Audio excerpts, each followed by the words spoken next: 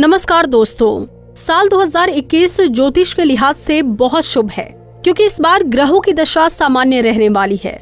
तो वहीं इस साल भारत में कोई भी ग्रहण का असर नहीं दिखेगा। तो चलिए अब पूरी जानकारी लेते हैं अपने एस्ट्रोलॉजर गुरमीत बेदी से। कुंडली टीवी के सभी दर्शकों को मेरा यानी गुरमीत बेदी का नमस्कार।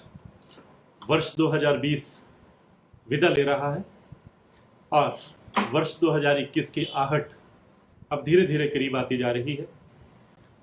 वर्ष 2020 में 6 ग्रहण का योग बना, जिनमें 4 ग्रहण लग चुके हैं और 2 ग्रहण आने वाले दिनों में लगने जा रहे हैं।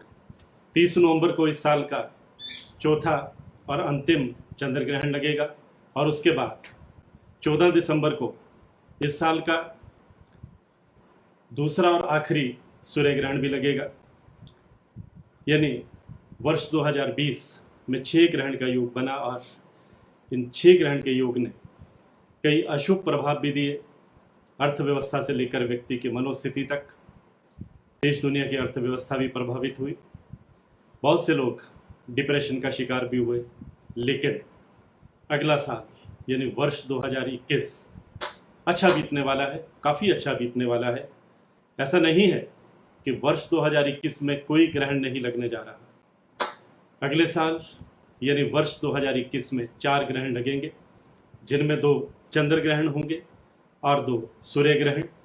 लेकिन सबसे खास बात ये है, महत्वपूर्ण बात ये है और शुभ बात ये है कि भारत में इन चारों ग्रहणों का कोई असर नहीं होगा।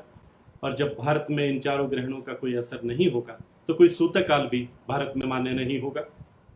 कोई अशुभ प्रभाव इन ग्रहणों का हम पर नहीं पड़ेगा, हमारी रोज़मर्रा की ज़िंदगी पर नहीं पड़ेगा, हमारे देश पर नहीं पड़ेगा। मैं कुंडली टीवी के दर्शकों की जानकारी के लिए बता दूं कि वर्ष 2021 में यानी अगले साल जो 4 ग्रहण लगने हैं, जिनमें 2 चंद्र ग्रहण और 2 सूर्य ग्रहण शामिल हैं और जिनका भारत में कोई अशुभ असर नहीं होगा, उसके बारे में आपके नॉलेज के लिए बताना चाहता हूँ कि 26 मई 2021 को दोपहर 2:17 से शाम 7:19 तक जो पूर्ण चंद्र ग्रहण होगा वो भारत में दिखाई तो देगा, लेकिन ये चंद्र ग्रहण केवल एक उप छाया ग्रहण के रूप में दिखाई देगा, उप छाया ग्रहण के रूप में दृश्यमान होगा और भारत में इसका कोई धार्मिक प्रभाव और सूतकाल नहीं रहेगा। और ये ग्रहण सिर्फ पूर्वी एशिया, ऑस्ट्रेलिया, प्रशांत महासागर और अमेरिका में ही विजिबल होगा, वहीं इसका प्रभाव होगा, वहीं ये दिखाई देगा। इसी तरह वर्ष 2021 में जो पहला सूर्य ग्रहण है वो 10 जून को लगेगा। भारतीय समय के मुताबिक दोपहर 1:42 से शाम 6:41 तक ये लगेगा। भारत में ये दिखाई तो नहीं देगा, ये सिर्फ उत्तरी अमेरिका के उत्तरी भाग में, यूरोप में, उत्तरी कनाडा में, ग्रीनलैंड में और रशिया में दिखाई देगा और भारत में इसका कोई सूतकाल मान्य नहीं होगा।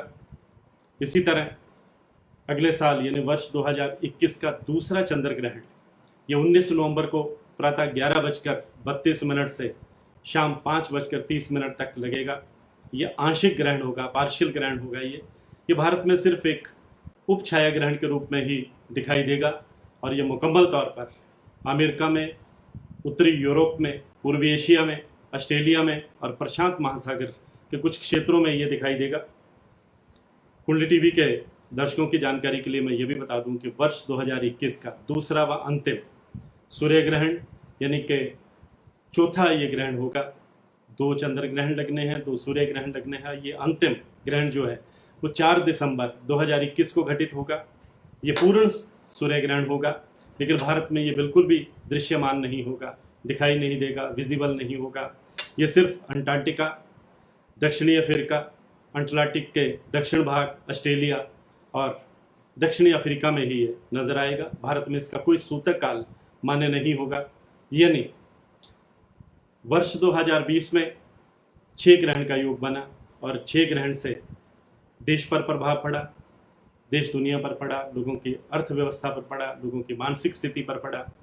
लेकिन वर्ष 2021 में जो 4 ग्रहण लगेंगे उनमें एक भी ग्रहण का प्रभाव भारत पर नहीं पड़ने वाला। ये बड़ी शुभ बात है और ये बड़ी राहत की बात भी है।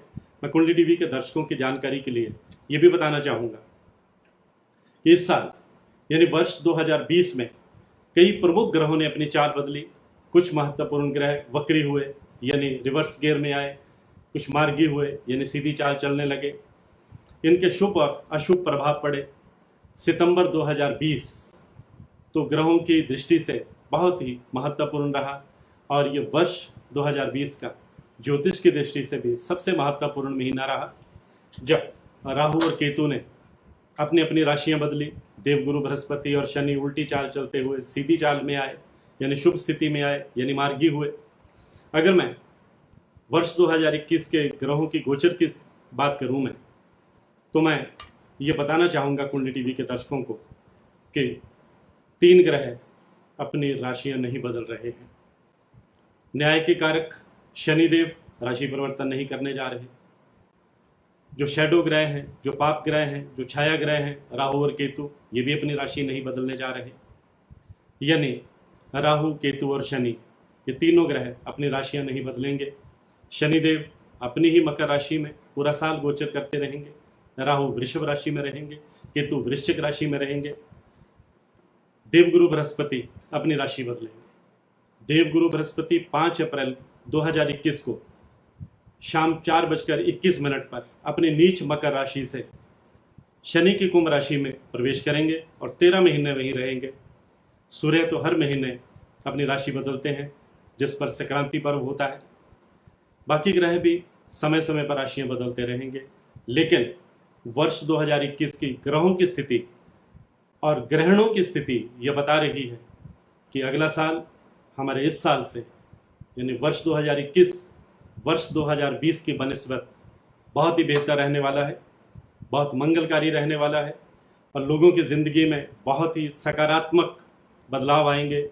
काफ़ी कुछ पॉजिटिव देखने को मिलेगा।